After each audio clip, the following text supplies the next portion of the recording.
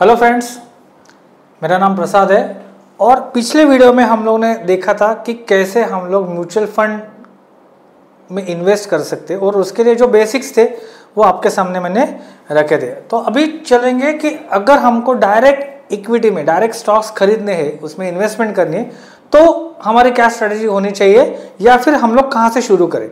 तो चलिए आज की वीडियो को शुरुआत करते हैं। स्क्रीन आपके सामने है, यहाँ पे देखिए क्या है, स्टॉक सिलेक्शन फ्रेमवर्क। ये कुछ हैंड रिटन है, मतलब पहले आप तो यूनिवर्स आइडिया देखना पड़ेगा, फिर स्क्रीनिंग क्राइटेरिया लगाना पड़ेगा कि भाई सेल्स प्रॉफिट ग्रोथ 50% से ऊपर होनी चाहिए, 10% से ऊपर होनी चाहिए, 25% से एवरी ईयर प्रॉफिट होना चाहिए ज़्यादा। मतलब आज 100 करोड़ का प्रॉफिट है तो अगले साल वो 125 होना चाहिए, फिर 145 होना चाहिए। इस तरीके से 20% कंपाउंडिंग सेल्स ग्रोथ या प्रॉफिट ग्रोथ होनी चाहिए। इस तरीके से कुछ मैट्रिक्स हम लोग लगा सकते हैं। डेट टू इक्विटी रेशो 1 के नीचे होना चाहिए, मार्केट कैप 500 करोड़ या 5000 करोड़ के ऊपर होनी चाहिए। रिटर्न ऑन इक्विटी ROE बोलते हैं, वो 20% या 25% से ऊपर होना चाहिए। स्टॉक का जो PE है, PE ratio, price to earning ratio, वो 25 से नीचे या 40 के नीचे या जो भी आपका क्राइटेरिया उसके ऊपर होना चाहिए। फिर कॉम्पिटेंस फिल्टर मतलब क्या कि बिजनेस कैसा है, आपको समझ में आता है क्या नहीं, उसमें अंदर कंपटीशन कितने हैं, मोड स्ट्रेटेजी कंपनी अप्लाई कर रही है क्या, कंपनी के जो चीफ की पर्सन्स है, मतलब CEO है, CFO है, CEO है, ये लोग कौन है, उनका बैकग्राउंड क्या है, वो कंपनी अच्छी तरह से रन कर रहे हैं या नहीं कर रहे। देन प्राइस फिल्टर, जो आप कंपनी बहुत अच्छी ढूंढ रही है लेकिन बहुत हाई प्राइस पे मिल रही है, मतलब 1 साल पहले वो प्राइस उसकी 100 रुपये थी, आज 500 रुपये है, तो हमको मालूम नहीं और कितनी बढ़ने वाली। तो उसका राइट वैल्यू क्या है, सही उसका वैल्यू क्या है, मतलब वो 100 रुपये में लेनी चाहिए क्या अभी 500 पे लेके 1000 जाएगी, ये हम मतलब जज नहीं कर सकते। सब इतनी सारी चीजें हैं आपके सामने, कुछ मतलब ये सब पॉइंट्स नोट करके रखे मैंने।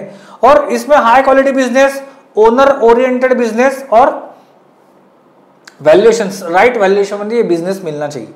तो ये सब जुगाड़ लगाना बहुत डिफिकल्ट है। क्यों डिफिकल्ट है? अगर अच्छी कंपनी है तो वो महंगे दाम पे मिलेगी, अगर सस्ते में कोई कंपनी मिल रही है तो हम लोग डाउट लेते कि वो कंपनी चलेगी, मतलब उसका स्टॉक भागेगा या नहीं भागेगा, क्योंकि मार्केट उतना रन हो चुका है लेकिन ये कंपनी उधर के उधर ही, मतलब कुछ हमको सस्पिशियस लग सकता है। तो इतने सारे दिमाग को झंझट पाल के हम लोग को आगे बढ़ना है। तो अभी इसके ऊपर सॉल्यूशन क्या है, ये हम लोग स्किप कर सकते हैं क्या? तो जरूर कर सकते हैं, इसके ऊपर हमारे पास एक ऑप्शन है। तो ये कुछ मैंने स्टॉक सिलेक्शन के लिए ये जो ऐसा क्लस्टर्ड व्यू रखा है आपके सामने, ये कुछ मतलब बाइफरकेट करके व्यू रखा है। तो पहले बिजनेस मॉडल देखिए कंपनी का, आपको समझ में आता है क्या, कंपनी की मैनेजमेंट उसको कंपनी को रन करने में कैपेबल है क्या वो देखिए, प्रोमोटर का होल्डिंग चेक कीजिए।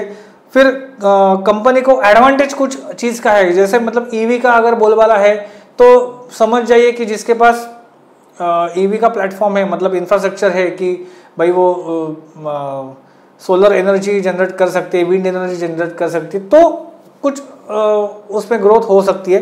Next attractiveness of the industry, वो पहले चीज वो सेक्टर जो इंडस्ट्री में आ रहा है वहां पे कुछ आगे जाके कुछ लुक्रेटिव होना चाहिए, तभी जाके वो स्टॉक भागेगा या फिर उसमें कुछ स्टोरी बन सकती है। देन रिस्क, इसके लिए आप रिस्क कितना ले रहे हो। फिर कंपनी की बैलेंस शीट आपको चेक करनी है, पिछले साल कंपनी क्या रिटर्न्स दिया, कैश फ्लो क्या है, प्रॉफिट एंड लॉस क्या है, सेल्स कितने हो रहे, सेल्स के सामने प्रॉफिट्स कितने हो रहे, ये सब आपको देखना पड़ेगा। बैलेंस शीट देखनी पड़ेगी कि भाई जो एसेट्स है और एसेट्स की क्वालिटी क्या है, एसेट्स में पैसे आ रहे हैं क्या जा रहे हैं। कैश फ्लो चेक करना पड़ेगा आपको, incoming cash flow, cash flow from income, cash flow from finance और ऑपरेशनल कैश फ्लो, ये तीनों कैश फ्लो स्टेटमेंट आपको चेक करने पड़े, तब जाके आपको समझेगा कंपनी पैसे बना रही है क्या नहीं। Next is capital intensity, company की कैपेबिलिटी है क्या।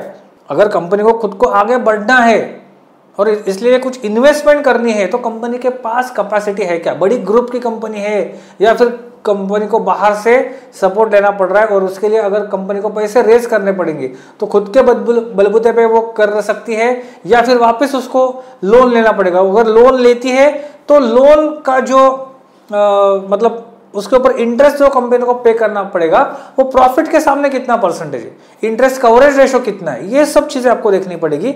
Next is capital allocation, company के पास जो कैपिटल है वो ठीक तरीके से वो एलोकेट कर पा रही है क्या। नेक्स्ट इज प्रॉफिटेबिलिटी, कंपनी अगर सब पैसा अच्छा लगा रही है तो company actually profit on sales और प्रॉफिट ऑन एसेट्स कितना कमा पा रही है। Next is historical growth, company 1 साल प्रॉफिट कर रही है क्या पिछले 10 साल से कंपनी लगातार प्रॉफिट कर रही है, आपको चेक करना पड़ेगा। Next usage of stock based competition, मतलब सिमिलर इंडस्ट्री में, सिमिलर सेक्टर में दूसरा कोई स्टॉक है, दूसरी कोई कंपनी है, तो उसके साथ आपके स्टॉक को कंपेयर करना पड़ेगा हर रेशो पे, मतलब उसका पी कितना है, इसका सेल्स टू प्रॉफिट कितना है, इसका सेल्स ग्रोथ कितना है, उसका सेल्स ग्रोथ कितना है, प्लस इसका फॉर एग्जांपल आरओई कितना है, आरओसी कितना है, दोनों को कंपेयर करना पड़ेगा। नेक्स्ट इज आउटलुक, कंपनी का आउटलुक क्या है, कंपनी के गाइडेंस क्या है, ये सब आपको चेक करने पड़ेंगे। ओनर्स अर्निंग, कंपनी के जो प्रमोटर्स है वो कितना उनका प्रमोटर होल्डिंग है और वो कितना सैलरी निकालते हैं, ये सब आपको चेक करना पड़ेगा। हिस्टोरिकल वैल्यू क्रिएशन, पिछले साल में कंपनी ने अच्छा कुछ बना के दिया है इन्वेस्टर्स को, ये देखना पड़ेगा।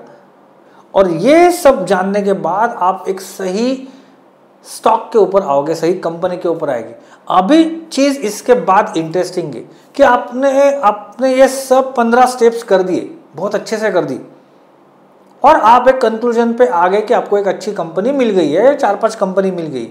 अभी आपको वो कंपनी, मतलब वो कंपनी का स्टॉक आपको कौन से रेट पे लेना है, इसके लिए क्या आपके पास मैट्रिक्स है, तो कुछ भी नहीं है। मतलब रिलायंस इंडस्ट्रीज अगर मुझे लेनी है तो वो 25 रुपये में लेनी है कि 21 रुपये में लेनी है, किसी को मालूम नहीं है।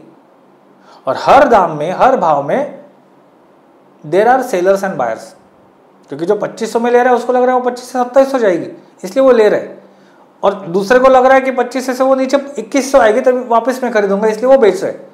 वो हर भाव में आपको बायर सेलर मिलेंगे, तो कौन सही कौन गलत, यहाँ पे आती है ग्रेटर फूल थियरी। आप गूगल करके देख सकते हो कि ये थियरी क्या है, आपको क्या बताती है। तो यहाँ पे हमारा फंडामेंटल एनालिसिस जो है उसके लिमिटेशंस यहाँ पे आते कि आपको कंपनी तो अच्छी मिल गई, लेकिन वो कब लेनी, क्या रेट पे उसमें एंटर करना, ये आपको फंडामेंटल एनालिसिस नहीं बता सकता, प्रिसाइजली नहीं बता सकता। बट कौन बता सकता है, तो नेक्स्ट स्लाइड। तो इसके ऊपर हम लोग सोच सकते हैं कि अभी नेक्स्ट स्लाइड जाने के पहले मैं आपको कुछ चीजें दिखाता हूं। इतना सब कॉम्प्लिकेटेड है स्टॉक सिलेक्शन, मतलब इकोनॉमिक एनालिसिस करना पड़ेगा, देन इंडस्ट्रियल एनालिसिस करना पड़ेगा, फिर कंपनी एनालिसिस करना पड़ेगा। ये सब मेथड्स मैंने सामने आपके रखे। इसके बाद आएंगे आप ये टाइप्स ऑफ इन्वेस्टिंग पे। So value investing, growth investing, dividend investing, income investing, index fund investing, momentum investing and contrarian investing. अभी डिटेल में अगर इसके ऊपर आपको वीडियो चाहिए तो प्लीज कमेंट करना, इसके ऊपर मैं बहुत डिटेल वीडियो बना सकता हूं, और मैं जैसे आपके कमेंट आएंगे मैं बना दूंगा। तो आज मेरा टॉपिक जो है कि ये सब आप इन्वेस्टमेंट सीख जाओगे, लेकिन वो स्टॉक कब लेना है, so that is interesting thing. So यहां पे शुरुआत आती है, या फिर यहां पे हम लोग आते हैं to know about technical analysis. So कुछ चीजें आपके सामने हैं। सो बेसिक डिफरेंस क्या है दोनों में, तो फंडामेंटल एनालिसिस सिर्फ कंपनी के जो मतलब अकाउंटिंग रिलेटेड जो भी चीजें हैं, या कंपनी की क्वालिटी के बारे में जो चीजें हैं, वो हमको बताती है फंडामेंटल एनालिसिस। लेकिन टेक्निकल क्या है, सिर्फ प्राइस और कितना उसमें टर्नओवर हुआ, मतलब बाय सेल कितने हुए पर्टिकुलर टाइम पे, मतलब एक दिन में, एक हफ्ते में, एक महीने में कितने ट्रांजैक्शन हुए, और वो ट्रांजैक्शन होते होते प्राइस नीचे से ऊपर चले गई या ऊपर से नीचे आ गई। इसका जो एनालिसिस है that is technical analysis. It is very simple. So चीजें देखते हैं हम लोग दोनों में डिफरेंस क्या है। बहुत लोग बोलते हैं हम लोग टेक्निकल एनालिसिस पे बिलीव नहीं करते, तो अगर वो लोग सिर्फ फंडामेंटली स्टडी करके इन्वेस्टमेंट करते हो तो उनके लिए मेरा सवाल ये है कि भाई कोई भी कंपनी के अगर न्यूज भी आती है कोई कंपनी में तो एक बार आएगी, दिन में 10 बार तो एक ही कंपनी के बारे में न्यूज नहीं आएगी, एक ही दिन आएगी। कुछ रिजल्ट आते हैं, कुछ उनके ऊपर एलिगेशंस लगते हैं, या कुछ भी पॉजिटिव निगेटिव कुछ भी जो न्यूज है वो हफ्ते में एक दिन, महीने में एक दिन, या दिन में 2-3 बार आएगी, उससे ज्यादा तो नहीं। लेकिन अगर दिन में एक बार न्यूज आती है फिर भी वो स्टॉक की प्राइस 9:15 से लेके 3:30 तक हर एक सेकंड में ऊपर नीचे होती, वो क्यों? अगर कंपनी के फंडामेंटल्स एवरी सेकंड नहीं बदल रहे तो कंपनी की प्राइस एवरी सेकंड में क्यों बदल रही? तो सिंपल उसके पीछे लॉजिक है कि डिमांड एंड सप्लाई। एक पर्टिकुलर प्राइस में जितना डिमांड है उससे सप्लाई कम है तो प्राइस ऊपर जाएगी, अगर वो प्राइस पे सप्लाई ज्यादा है, डिमांड कम है तो प्राइस नीचे आएगी। तो और यही डिमांड और सप्लाई का हम लोग स्टडी करते हैं as a technical analysis. So fundamental analysis is used for investment related function and it is related to trading related function. But trading is a bigger concept, मतलब ट्रेडिंग एक minute के अंदर हो सकती है, नीचे लिया और ऊपर बेचा। ट्रेडिंग सुबह 10 बजे स्टॉक लिया मैंने और 3 बजे बेचा, ये भी ट्रेडिंग है। आज लेके कल बेचा, ये भी ट्रेडिंग है। आज लेके मैं 1 साल के बाद बेचा, ये भी ट्रेडिंग है। तो दोनों में फर्क क्या है? तो फर्क मतलब आप कंपनी की प्राइस बिना देखे सिर्फ कंपनी के फंडामेंटल्स चेक करके आप इन्वेस्टमेंट करते हो, दैट इज कॉल्ड इन्वेस्टिंग। और जिसको आप लंबे समय तक रख रहे हो without target, that is called investing. और ट्रेडिंग मतलब आपके दिमाग में एक टारगेट है, मैं 100 रुपए में चीज लूंगा, वो 500 में बेचूंगा, भले उसको 4 साल लगेंगे तो भी चलेगा, दैट इज अगेन ट्रेडिंग। क्योंकि आप टारगेट फिक्स कर रहे हो, 100 रुपीज में लेना है, 400 में बेचना है, 100 रुपीज में लेना है, 120 में बेचना है। मे बी इसको हम लोग स्विंग ट्रेडिंग बोल सकते हैं, इंट्राडे ट्रेडिंग बोल सकते हैं, पोजिशनल ट्रेडिंग बोल सकते हैं, बट आएगा ये ट्रेडिंग के अंदर ही। So next is relevant for time frame कितना है। फंडामेंटल एनालिसिस यूजुअली लंबे टाइम के लिए होता है, टेक्निकल एनालिसिस 1 सेकंड से लेके कुछ साल तक के लिए हम लोग वैलिड कर सकते हैं। Next, data. फंडामेंटल एनालिसिस करने के लिए आपको बहुत सारी चीजें देखनी पड़ेगी, मतलब इंडिया की इकोनॉमी कैसी है, अभी वॉर बंद हो चुका है इंडिया पाकिस्तान का, तो क्या फंडामेंटल्स चेंज हो जाएंगे, क्या कौन से सेक्टर फोकस में रहेंगे, ये सब चीजें आएगी। जीडीपी ग्रोथ आएगी, बाद में बहुत सारा ढकना फलाना बहुत सारी चीजें आएंगी। बट टेक्निकल एनालिसिस में सिर्फ आपको प्राइस और उसके ऊपर जो इंडिकेटर हम लोग देखेंगे वही आएंगे। Next is aim. Fundamental analysis का एम क्या है? राइट स्टॉक लेना है आपको, राइट वैल्यूएशन का स्टॉक लेना है। टेक्निकल एनालिसिस ना ऐसा कुछ वैल्यूएशन का चीज है ही नहीं, मतलब 100 रुपए में लेने वाला स्टॉक अगर मैं फालतू कंपनी का भी रहेगा, लेकिन टेक्निकली मुझे वो अच्छा लग रहा है तो मैं लूंगा, 120 में निकल जाऊंगा। बट फंडामेंटल हम लोग क्या करेंगे, 100 रुपए का स्टॉक, उसका वैल्यू 100 रुपए क्या या 50 रुपए, ये इसके ऊपर हम लोग चर्चा करते। और वो वैल्यू इन्वेस्टिंग के लिए वो स्टॉक 100 रुपए से 50 या 55 रुपए आने तक हम लोग वेट करते। अगर वो 50 के नीचे चला गया, अगर कुछ मार्केट ओवरऑल खराब हो गया, कुछ वॉर जैसा सिचुएशन हो गया और स्टॉक धाड़ करके गिर गया और 50 के नीचे उसका प्राइस चला गया, तो हम लोग बोलते हैं इसको वैल्यू इन्वेस्टिंग, क्योंकि जो वैल्यू है 50 रुपए के उसके नीचे मिल रहा है वो।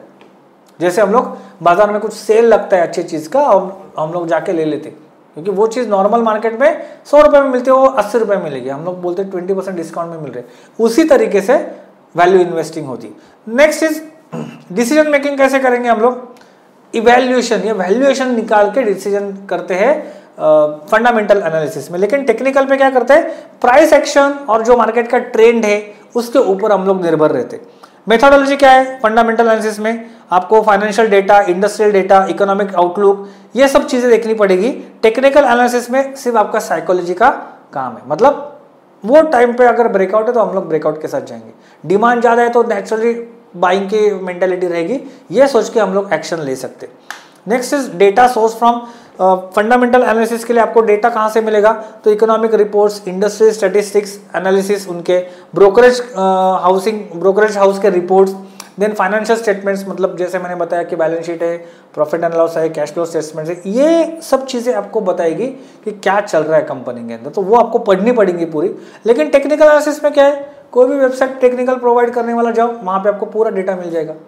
तो डेटा बेस्ड यहाँ पे काम चलेगा, यहाँ पे भी डेटा बेस है, बट वो कलेक्ट करना पड़ेगा आप लोग को मेनी सोर्सेस से। यहाँ पे एक जगह पे एक कोई अच्छा वेबसाइट निकालोगे, जैसे ट्रेडिंग व्यू है, इन्वेस्टिंग है और कुछ वेबसाइट्स है हर ब्रोकर के, उनके ऊपर आपको ये डेटा मिल जाएगा टेक्निकल एनालिसिस का। नेक्स्ट कंसेप्ट क्या है, बहुत रेशो आपको आजमाने पड़ेंगे, आरओए क्या है, आरओई क्या है, आरओसीई क्या है, ये सब देखने पड़ेंगे। देन पीईजी रेशो क्या है, बहुत सारे है इसमें, ईपीएस क्या है, पीई क्या है। लेकिन इसमें प्राइस डेटा, डाउ थ्योरी है और एक दो थ्योरी है जो हम लोग आने वाले दिनों में देखने वाले हैं, और कुछ इंडिकेटर्स है। बहुत सिंपल काम आपको यहाँ पे हो जाएगा। टाइप्स ऑफ ट्रेडर्स फंडामेंटल में यूजुअली इन्वेस्टर्स रहते, टेक्निकल में टेक्निकल एनालिसिस ज़्यादा करके ट्रेडर्स लोग जो है वो यूज़ करते। Next impact of internal news, external news, दोनों पे इम्पैक्ट हो सकता है। इंडिकेटर्स फंडामेंटल एनालिसिस में हम लोग आपको रेशोज लगाने पड़ेंगे एज ए इंडिकेटर। यहाँ पे बहुत सारे इंडिकेटर्स है, मतलब ऑसिलेटर्स है, इंडिकेटर्स है, उसमें भी एग्रेसिव इंडिकेटर्स है, कुछ वॉल्यूम इंडिकेटर्स है, कुछ वोलेटिलिटी इंडिकेटर्स है, कुछ मनी टाइम रिलेटेड इंडिकेटर्स है, कुछ मनी रिलेटेड इंडिकेटर्स है, जो आने वाले वीडियोस में हम लोग इसके ऊपर चर्चा करेंगे। तो ये कंपैरिजन है कि आपके सामने है, आप बाद में पढ़ सकते हो कि जो हम लोगों ने इसके ये स्लाइड्स के अंदर देखा था वही मैंने थोड़ा एक्सप्लेन किया है। तो ये वीडियो यहाँ पे ख़त्म करते हैं कि क्यों हमको टेक्निकल एनालिसिस करना चाहिए या फिर निर्भर रहना चाहिए उसके ऊपर, क्योंकि फंडामेंटल्स के कुछ लिमिटेशंस है।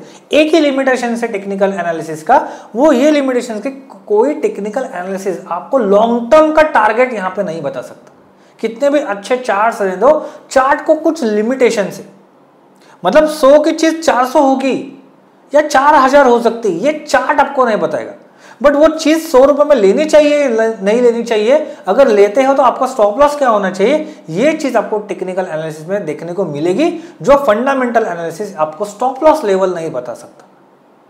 तो ये सब चीजें हैं जो डिफर करती है टेक्निकल एनालिसिस और फंडामेंटल एनालिसिस को। तो अगले वीडियो से हम लोग पूरी तरह से टेक्निकल एनालिसिस पे ऊपर फोकस करेंगे, मतलब चार्ट क्या है, चार्ट के पैटर्न्स क्या है, कैंडलस्टिक्स क्या है, कैंडलस्टिक्स के पैटर्न्स क्या है, दोनों को मिक्स करके हम लोग वॉल्यूम और प्राइस एक्शन कैसे बनता है वो देखेंगे।